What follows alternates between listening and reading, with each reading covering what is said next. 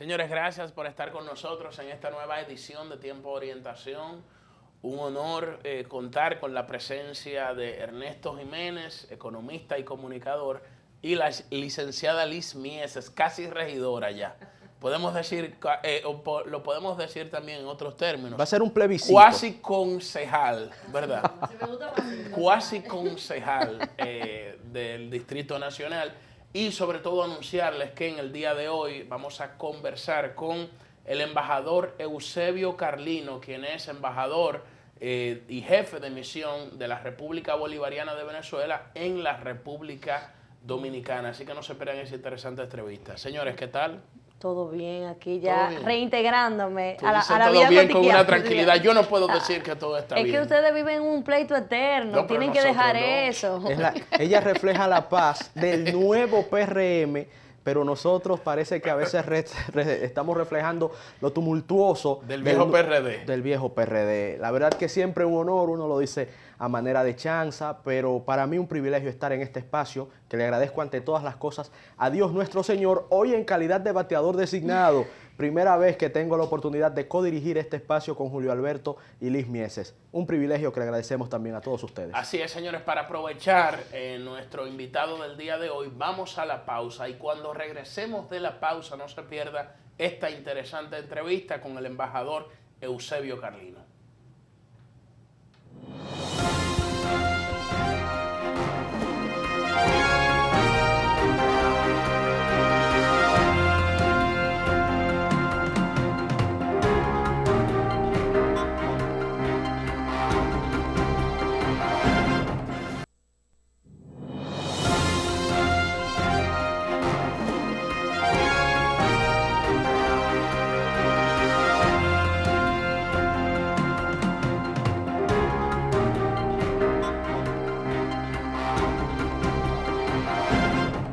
Gracias por haber estado con nosotros y como habíamos anunciado antes de la pausa, ya se encuentra con nosotros el embajador Eusebio Carlino, embajador y jefe de misión de la República Bolivariana de Venezuela ante la República Dominicana. Buenas noches, embajador, ¿cómo está? Buenas noches, buenas noches, buenas noches. Muchas gracias por la oportunidad de dirigirme nuevamente al pueblo dominicano. Muchas gracias por permitirme comunicarme nuevamente con mi ciudadanos, con mis coterráneos en esta linda tierra. Gracias por la invitación. Para nosotros es un honor poder compartir con usted en el día de hoy. Muchas gracias por haber aceptado nuestra invitación. Y de inmediato queremos iniciar la entrevista porque nos sorprende una noticia que salió en la tarde de hoy de que Venezuela fue escogida como miembro del Consejo de Derechos Humanos de la ONU con 105 votos a favor. Y uno se cuestiona porque muchas organizaciones internacionales que velan por los derechos humanos han ido a Venezuela y han hecho estudios donde confirman atropellos a los derechos humanos en Venezuela. Sin embargo, resulta muy cuesta arriba ver cómo Venezuela ha sido ahora, a partir del año 2020, ingresará como miembro del Consejo de Derechos Humanos. Quisiéramos conocer su impresión. Lamentablemente, ellos habían hecho un lobby. Esto es un trabajo que el régimen viene haciendo de antes de convertirse en régimen, cuando el señor Nicolás Maduro era presidente legítimo de Venezuela. Recordemos que él fue el presidente legítimo 2013-2018.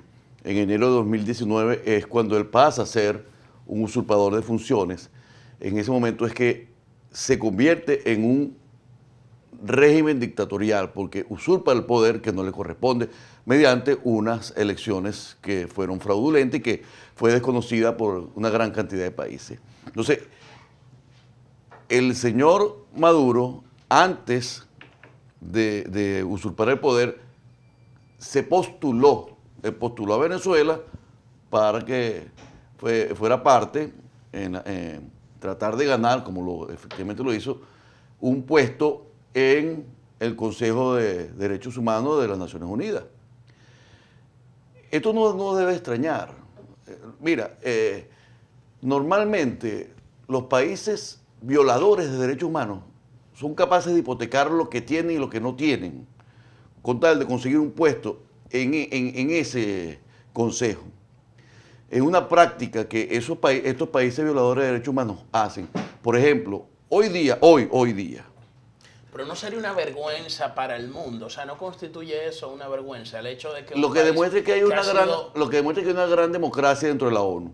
Eso es lo que demuestra, porque esos son votos que ellos, que cada quien vota, hace sus elecciones y es algo democrático. Ellos hicieron su lobby y lograron convencer a una cantidad de países que posteriormente se le voltean. Fíjate, Brasil ganó su puesto con 155 votos de los 190. Y sorprende también, Ernesto, la Brasil de Bolsonaro. Sí, ¿sabes? sí. Entonces, porque si estuviéramos hablando del Brasil de Lula No, o quizás de un gobierno más de centro, ¿verdad? Entonces, fíjate, de Brasil de ultraderecha. 156 votos de los 196, sí, te demuestra que hubo más de tres cuartas partes de las votaciones las tomó. El régimen saca 105, lo que te demuestra que muchos de los que lo apoyaban ya no lo apoyan. Y que si te pones a contar la cantidad de dictaduras y regímenes de izquierda que hay en el mundo, probablemente le dieron su voto. Pero los países verdaderamente democráticos, que por tamaño son los que llevan la batuta en el mundo entero, no le dieron el apoyo. Fíjate. Entonces, como te decía, eso es una costumbre, de verdad. Hoy día están en el Consejo países como Cuba, que tienen 60 años violando los derechos humanos de todos los cubanos, asesinando gente, desapareciéndolos, etcétera, etcétera. Cuba está hoy en día en ese consejo. Irán, Irak, Somalia. Usted sabe lo que pasa en Somalia ahora. Y es un país que me cuesta mucho decir su nombre porque no me lo sé, pero que también es otro país violador de derechos humanos. Esto lo hacen con una firme intención de tratar de salir del ojo del huracán, de decir, no, yo no soy violador de derechos humanos porque yo pertenezco al Consejo. No es así. El hecho de que Venezuela haya sido de alguna manera u elegido, otra eso oxigena al régimen de Maduro, porque como usted bien lo plantea, ahora ellos saldrán todos los portavoces del gobierno diciendo, bueno, pero no acusan a la derecha de que aquí se violan los derechos humanos. Gracias a Dios que... Porque miren cómo somos miembros del Es una Consejo. forma de buscar legitimidad. Exacto, correcto, esa es la palabra. Pero no hay manera que puedan tapar el sol con un dedo, porque hay un informe hecho por la alta comisionada de los derechos humanos que dice todo lo contrario. Es decir, ellos pueden tratar de confundir, como siempre lo hacen, tratar de confundir al mundo, pero no es posible porque todo el mundo sabe que son unos asesinos que violan los derechos fundamentales, que secuestran gente, que asesinan personas. Eso está allí escrito. Eso no hay manera que lo puedan borrar. Embajador, y hablando de la crisis económica bestial, sin precedentes, que acusa a Venezuela el día de hoy, hemos en este espacio analizado cómo se ha destruido en 8 años más de la mitad de la capacidad productiva de un país que era un paradigma de producción y riquezas en nuestra nación. El PIB de Venezuela, el PIB nominal, en este momento, y estimado por el Fondo Monetario Internacional, el gobierno venezolano se niega a dar datos oficiales, es de 76 mil millones de dólares. Hace 10 años Venezuela duplicaba el PIB de la República Dominicana. Al día de hoy el PIB dominicano es de 81 mil millones de dólares. Algo inconcebible. En la década de los 70 era la Venezuela saudita. Así es. No, los dominicanos íbamos a Venezuela, emigrábamos a Venezuela. Y es la verdad algo lamentable que nosotros hemos intentado mostrar nuestro mayor nivel de solidaridad. Ahora, hay una realidad material de su pueblo. ¿Y cómo están ustedes en este momento fraguando estrategias para sacar a Venezuela de ese atolladero? ¿Qué se puede hacer ante lo que hemos visto del régimen de Maduro, que se ha empecinado y obstinado en mantenerse en el poder y no ha habido forma de cambiar esa realidad? Lamentablemente, tu introducción es más que cierta. Lamentablemente, como tú lo dijo, Venezuela, las grandes riquezas de mi país es lo que ha hecho que seamos el país más pobre de toda América Latina. Mira, toda esa riqueza lo que ha traído es destrucción por la ambición desmedida, por la corrupción desmedida de un grupo de un grupo de personas que llegó al poder con unos sentimientos de izquierda, y realmente lo que tenían era un hambre desmedida de corrupción y de enriquecimiento propio. Se está viendo claramente en el mundo entero por la cantidad de personas que están deteniendo y le confiscan bienes, todo late de 81.000 millones, a un solo venezolano, a uno solo, que está detenido, preso en Estados Unidos, de lo que él informó al gobierno de Estados Unidos, le decomisaron 11.000 millones de dólares. Wow. Wow. Un funcionario, uno solito. Wow. Y no era ni presidente de la República, ni vicepresidente, no. Él era el tesorero del Banco Central. De ahí para allá usted puede sacar una conclusión. Entonces, en ese escenario, hermano, Uno solo, 11.000 millones de dólares. Uno solo. 4 aviones, de todo. una cosa... Más grande que el PIB de Haití. Sí, casi. Bueno, hermano, mira, fíjate. Wow. Entonces, cuando tú tienes un país con tanta riqueza y la desmedida hambre de estos señores, hicieron que destrozaron la economía. Mira, este muchachito que se llama socialismo del siglo XXI, lo engendró un diablo que está muerto, tú sabes lo que hace, un diablo que se llamaba Hugo Chávez Frías. El señor Hugo Chávez Frías se empecinó en destrozar la economía venezolana. Al margen de la ideología, yo creo que ahí lo que hubo fue una mala política económica y todos sabemos el contexto internacional favorable que le tocó a Chávez en un momento y que luego se tornó desfavorable cuando le toca a Maduro asumir la primera magistratura del Estado. No es verdad, hermano. O sea, el precio del barril del petróleo que había subido. Eso es lo que y le permitió una holgura económica a Venezuela. Eso fue lo que hizo, con ese dinero lo que hicieron fue ganar adeptos pagando aceptación con petróleo regalado que todavía no se ha cobrado ni se cobrará, ¿ok? Pero la política fue de destrucción, nunca hubo una política de construcción, porque cuando tú llegas a un país y llegas a un estado productivo en el cual el 60% de la carne que se consume en el país es producido por ese estado y llega el presidente que está en el momento, se sienta en una finca en la cual tiene 12.500 cabezas de ganado de engorde. Escuchaste la cifra de ganado, 12.500. Y dice, ¿de quién es esto? Ah, esto es fulano. Ah, pero nosotros necesitamos esta finca, esto lo necesitamos, exprópiesela. Te estoy hablando que así ese señor.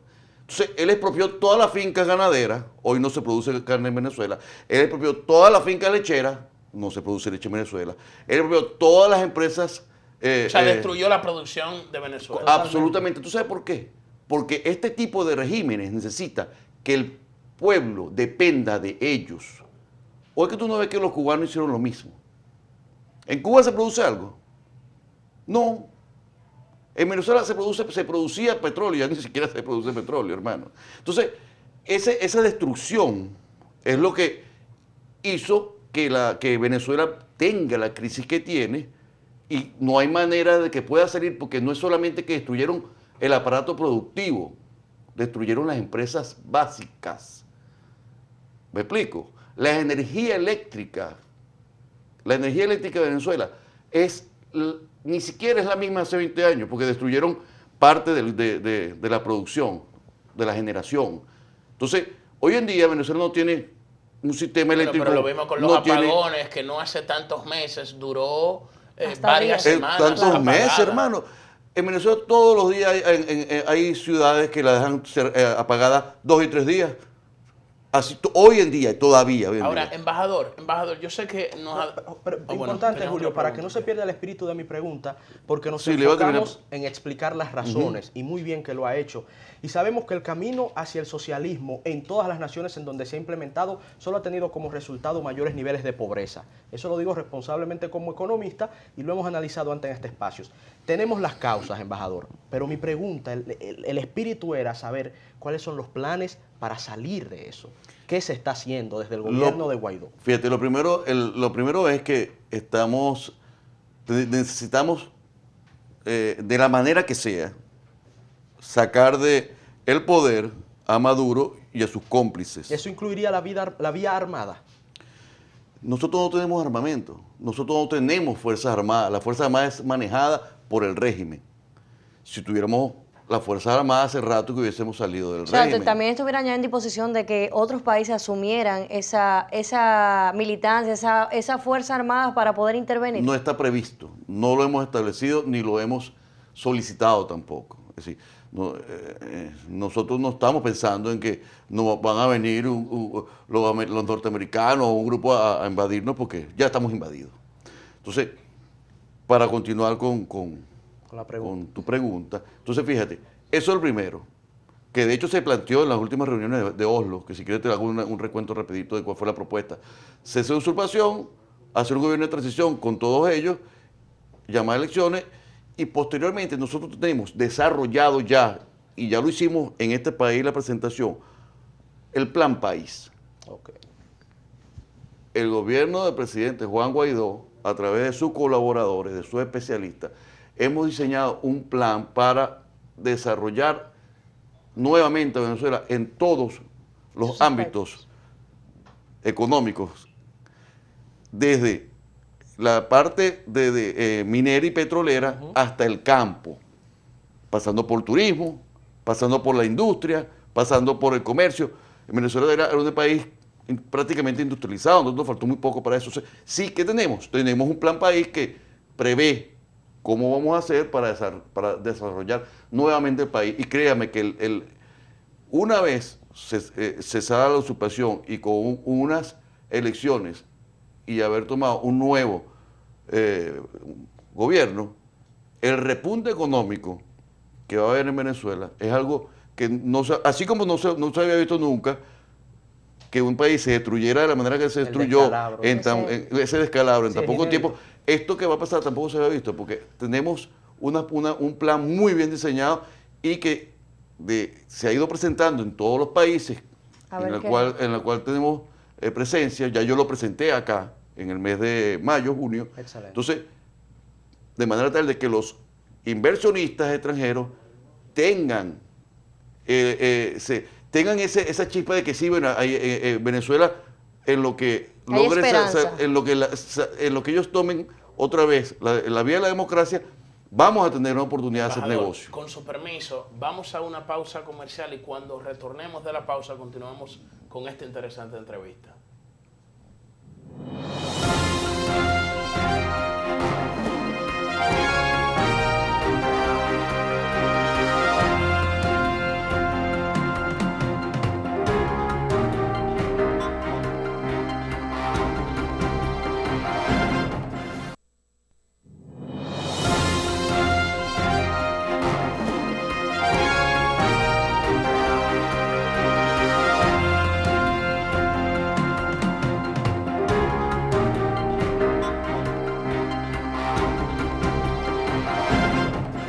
Regresamos y recordamos que estamos conversando con el embajador Eusebio Carlino, embajador y jefe de misión de la República Bolivariana de Venezuela ante la República Dominicana.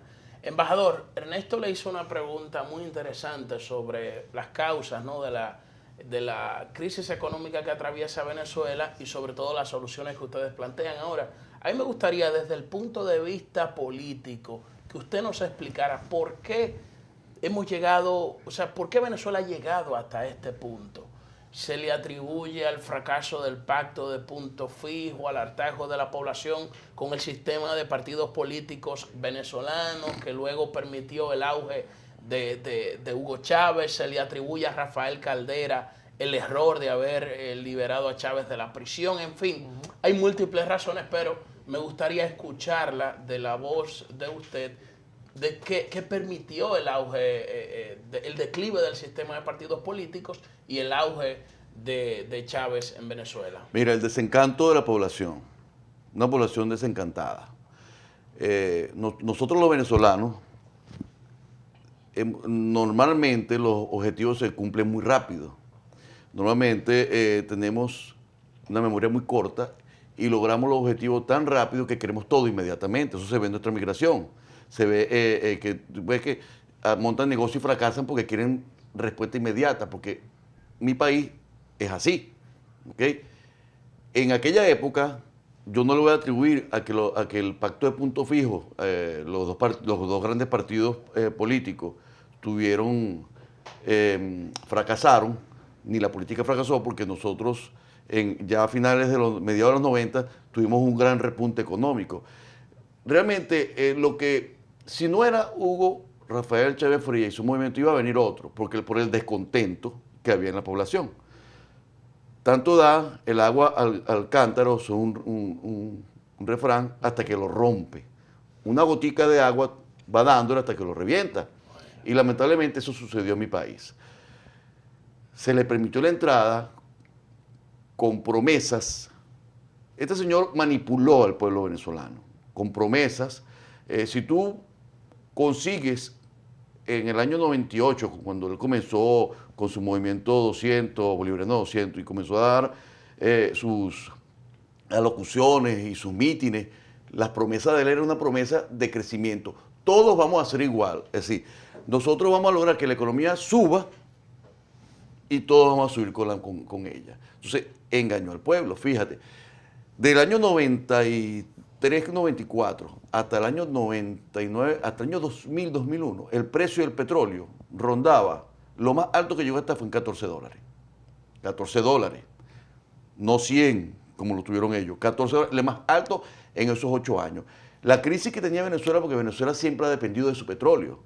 Entonces, la producción petrolera estaba en 2.800, 3 millones de barriles, pero el último año, en el año 98, estaba a $8 el precio de petróleo a nivel internacional.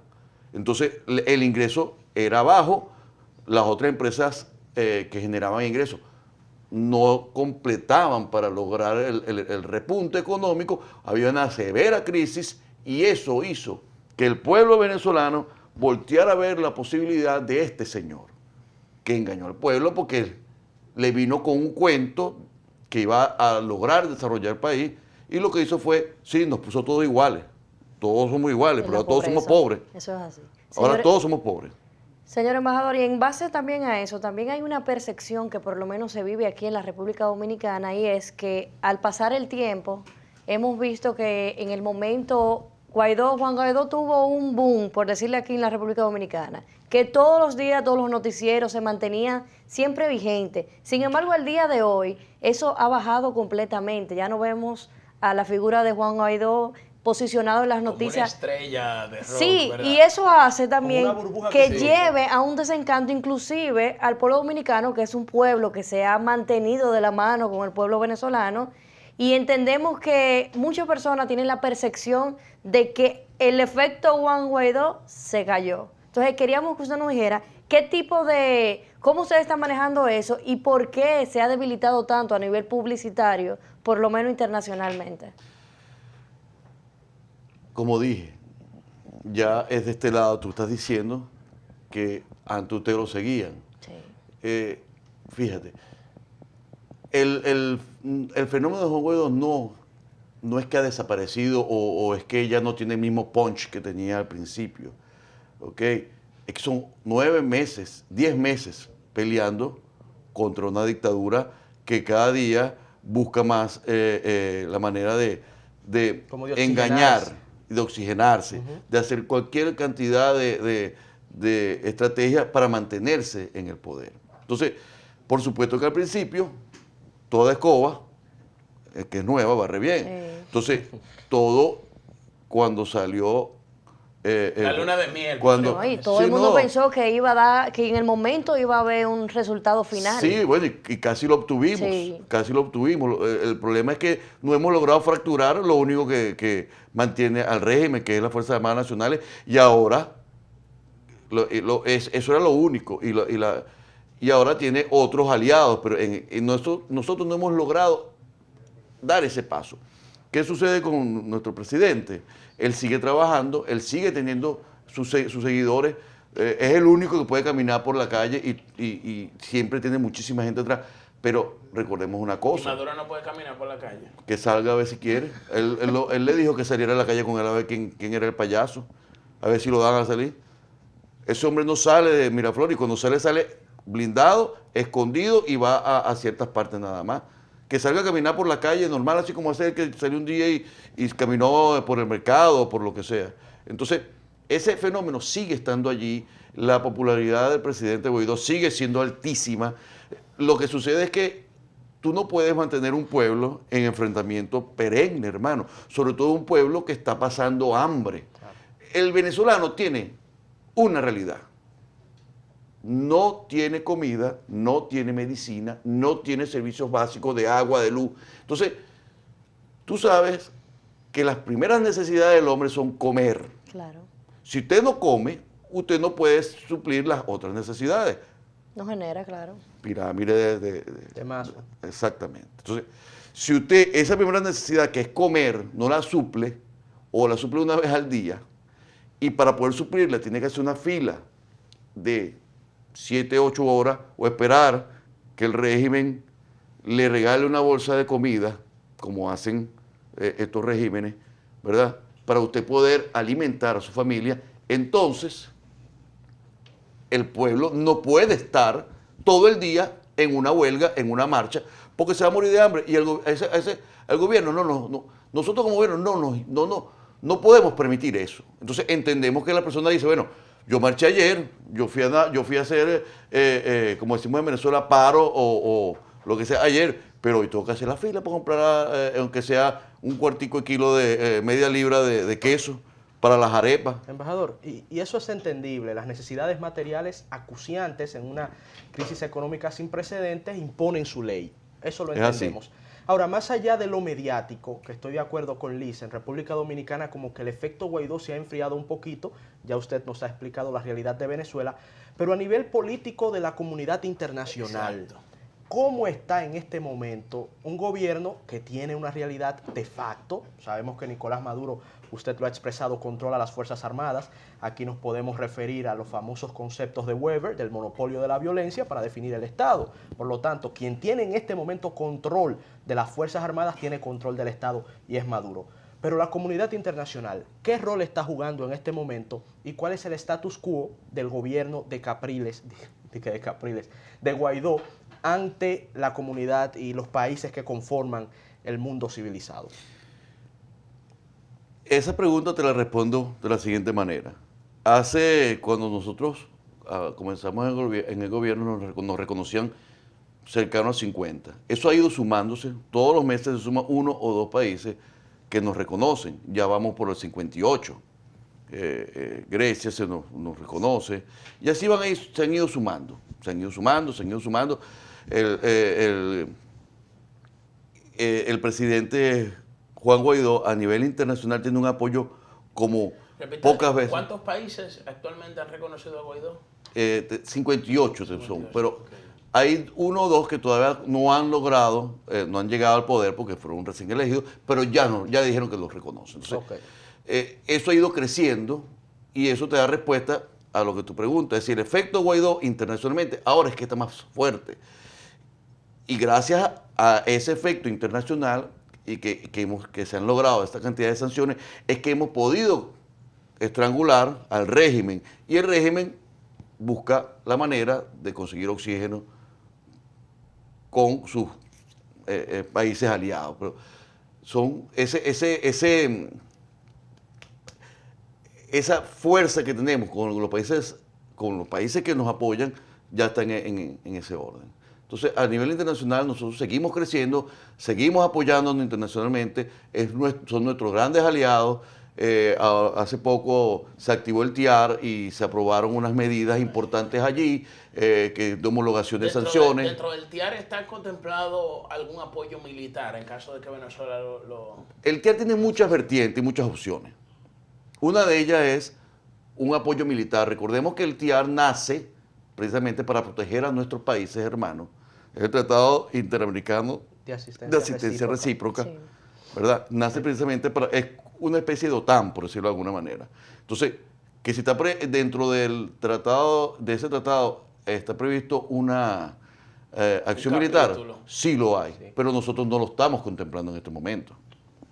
Eso es importante. No es que en algún momento el TIAR no pueda activarlo. No creemos porque hay países que no van a apoyarlo. Acceder a Sin eso. embargo, hay otras opciones, muchísimas otras opciones que se están comenzando a aplicar. Embajador, sin ánimos de ser pesimista y para tratar de ir en la misma línea de Liz y de Ernesto Jiménez, ciertamente uno ve a Guaidó, su liderazgo con cierto rezago, sobre todo de cara a la comunidad internacional.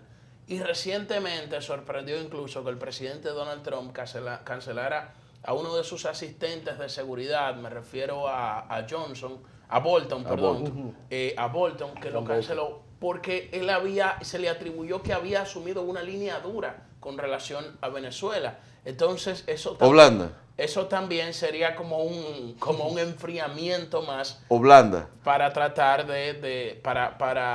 para solucionar la crisis de Venezuela, porque se necesita una postura, diría yo, o sea, firme, como un poco más aguerrida, ¿no? Sí. Sí, es que se ha hablado mucho del porqué de la salida del amigo Bolton. Dice que fue porque tenía una postura suave, otro que era muy fuerte. Yo realmente no podría decir cuál fue el motivo de su salida. Lo que sí es cierto es que los Estados Unidos de Norteamérica siguen apoyándonos y siguen dándonos el espaldarazo para lograr salir de la crisis y del régimen. Internacionalmente es cuando más fuerte estamos, es cuando más países nos reconocen, es cuando más sanciones vienen. La Unión Europea acaba de homologar casi todos los países que nos reconocen las sanciones que el gobierno norteamericano le ha puesto Y en la práctica estas sanciones tienen un efecto importantísimo. más allá de lo diplomático. Sí, por supuesto. O sea, de lo abstracto. Hermano, va a llegar el momento que ellos no van a poder salir de Venezuela, no van a tener dinero, no van a poder hacer nada. Entonces, nosotros estamos buscando es que estas presiones internacionales logren, de una manera u otra, logren El efecto que que el se- efecto sea que sea estén tan estrangulados que ellos mismos Entreguen. tengan que decir, mira, vamos a buscar una salida, y nosotros incluso le dimos una ley de amnistía. Ustedes se pueden ir, nosotros no tenemos problema, le estamos dando una amnistía, ¿ok? Todo eso está en el tapete, pero si no fuera porque tenemos el apoyo internacional de todos estos países, incluyendo, por supuesto, el más importante, Estados Unidos, que uno de nuestros fieles aliados, ¿no? Y el que más nos ha apoyado en todo esto, no estuviéramos nosotros donde estamos. Embajador, una última pregunta por mi parte. Sé que el tiempo apremia, demasiado interesante y muchos temas, ¿verdad? muchos a tratar. temas. Sé que no va a dar al final de cuentas el tiempo, pero esto me parece muy relevante. La oposición. Usted ha hablado del apoyo de la comunidad internacional, hemos hablado de la posición del gobierno de facto, pero nos gustaría saber, y justamente tuve hasta un lapsus ahorita, mencioné a Enrique Capriles queriendo mencionar a Juan Guaidó, pero muy a propósito, ¿cómo se encuentra la oposición venezolana a lo interno en esta lucha que ustedes están librando en pos de la democracia? Nunca hemos estado más unidos, nunca hemos estado más No cohesionados. hay problema entre los líderes, porque se ha hablado de No hay manera que haya problema entre los líderes.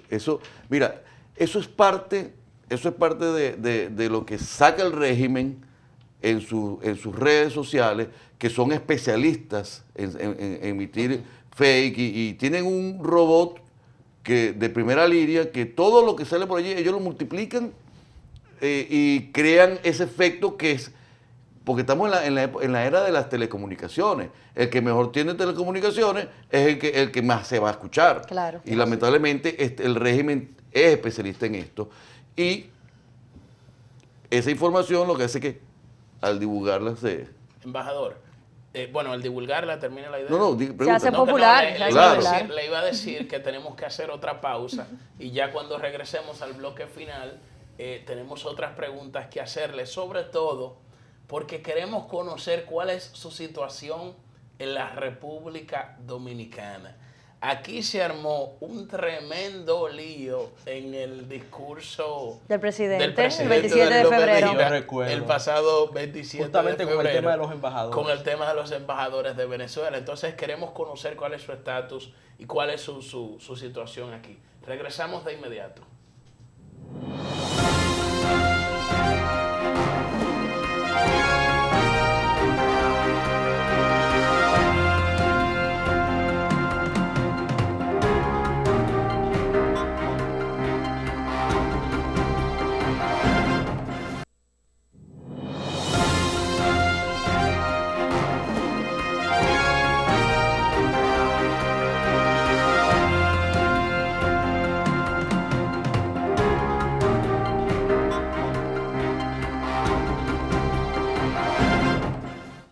Retomando de inmediato la pregunta que formulaba Julio Alberto antes de la pausa, embajador, nos gustaría saber, ya que hemos analizado la situación a nivel internacional, a nivel nacional interna de Venezuela en esta grave crisis económica y política, ¿cuál es la situación en torno a República Dominicana de su estatus como embajador en comparación con el estatus de otro embajador que también se encuentra acá y representa al gobierno de facto? Nosotros, no solamente República Dominicana, en muchos países que reconocen al presidente Juan Guaidó, sucede lo mismo. Para los países es una situación complicada tomar la decisión correcta o la decisión la correcta ya la tomaron, que fue reconocernos. ¿Okay? La siguiente es la que se les complica pues, por un tema de política interna, etcétera, etcétera. Hay países que han tomado la decisión, como Estados Unidos, dijeron, se van todos de aquí. Hay otros países que dijeron, se va el antiguo embajador, el que está usurpando, y reconozco, pero no acredita.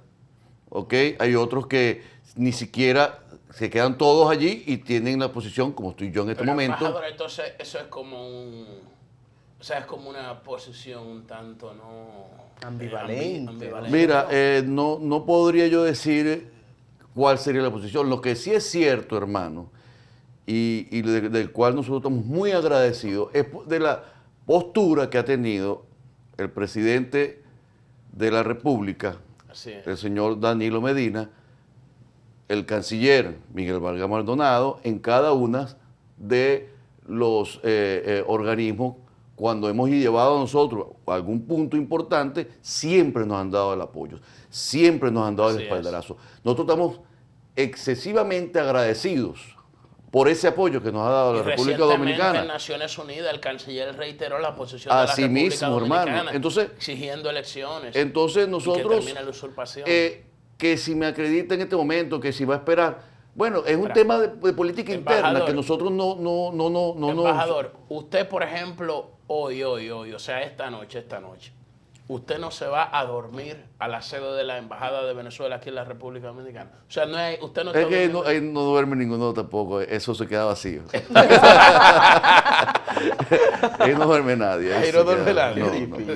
Es una situación complicada, hermano, pero estamos dando lo mayor y lo mejor de nosotros, no solamente Eusebio Carrillo como embajador acreditado por el presidente Juan Guaidó para la República Dominicana, sino mis otros 55 o 56 compañeros que están en el mundo entero en lo mismo. Hay otras personas que incluso están en peores condiciones. A nosotros aquí la situación nuestra es una situación, si se quiere, privilegiada.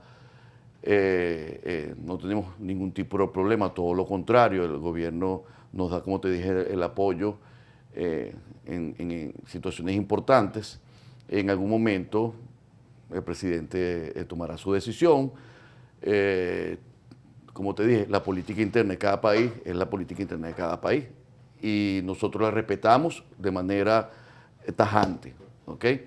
De resto, estamos muy agradecidos realmente con el proceder y con cómo se ha comportado la República Dominicana en todos los ámbitos, llegándose a parar de la mesa cada vez que hay un representante del régimen dictatorial, forajido de Nicolás Maduro, parándose de la mesa y saliéndose de las reuniones, si está un señor allí. Así que eso para nosotros es muy importante. Bueno, y aquí en la República Dominicana también a los venezolanos y las venezolanas han tenido una gran acogida en nuestro país y en otros países de la región también, que hemos visto cómo se ha disparado la inmigración de Venezuela hacia otros países de la región. El tema migratorio es un tema muy complejo. Nosotros... Y ese es el que más se siente de manera directa, sí, ¿verdad? y es el que desnuda la situación venezolana. La migración venezolana está en el orden de 4,5 millones, no dicho por mí, ni dicho por el presidente Juan Guaidó, dicho por un estudio real hecho por la OEA. O sea, más de 4,5 millones de venezolanos más de 4,5 millones han salido.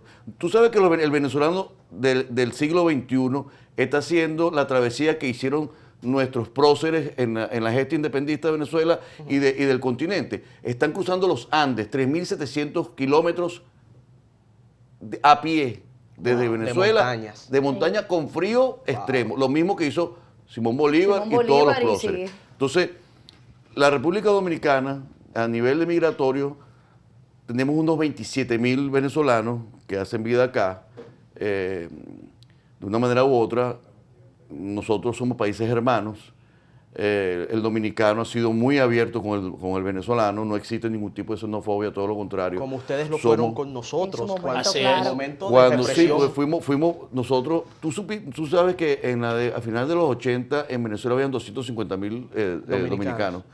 Y sí, había un hermano, Hay una una hermandad hermandad, muy importante, claro. Es así. y el apoyo que nosotros le dimos al dominicano, en general, a todo aquel migrante. Venezuela era una tierra de migrantes. En Venezuela, a finales de los 80, mediados de los 80, habían 20 millones de habitantes, de los cuales 4.5 millones o 4.2 millones eran extranjeros. Embajador, muchas gracias por haber estado Muchísimas compartiendo con nosotros una conversación muy interesante que prácticamente nos ha tomado el programa entero. Y necesitamos otra hora más, ¿verdad? Podríamos estar aquí para 5 o 6 continuar programas La y no noche vamos completa.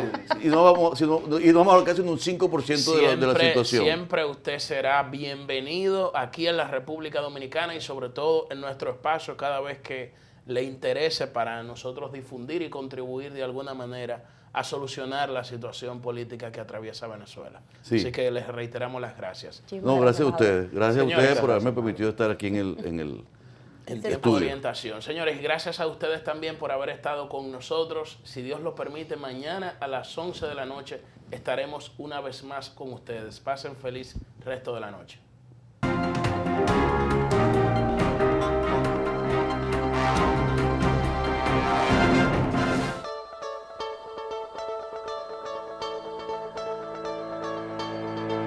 Hola, para mí es un placer poder compartir con ustedes. Yo soy Priscila Montero, psicóloga clínica de la salud y del bienestar emocional. Cuando me dicen qué significa trabajar sobre el bienestar emocional, es realmente una modalidad terapéutica en donde no nos enfocamos en lo que establece la sociedad de bueno y malo, lo que tú tienes que hacer y lo que tú no tienes que hacer. Es ir más allá de una etiqueta, de un diagnóstico, no es trabajar sobre esto, es realmente enfocarnos en lo que significa el bienestar para ti como paciente. Igualmente, para poder trabajar lo que es el bienestar emocional, no debemos dejar atrás lo que son las emociones, las famosas emociones positivas y negativas. Estamos acostumbrados a colocarles etiquetas de bueno y malo, y aquí hay que tener una gran precaución. ¿Por qué? Porque esas emociones que nos causan malestar, incomodidad, realmente no son enemigas. Generalmente el ser humano lo que quiere es esquivarlas y quitarlas. Pero ¿qué pasa con ellas? Ellas nos dan información de las cosas que nosotros necesitamos y sobre todo del proceso en el que nosotros estamos pasando. Y esto lo necesitamos totalmente para saber qué necesitamos y para direccionarnos y construir lo que es nuestro bienestar emocional. El psicólogo es una persona que está para acompañarte en cualquier proceso que tú necesites. No necesariamente tener la necesidad de tener un problema extremadamente grande y algo catastrófico. El psicólogo está como una persona parcial que te acompaña, como yo digo, coloca al paciente a su lado con una lupa. Miramos desde arriba tu realidad con otra perspectiva y ver qué necesitas, qué acomodamos para que puedas construir tu propio bienestar.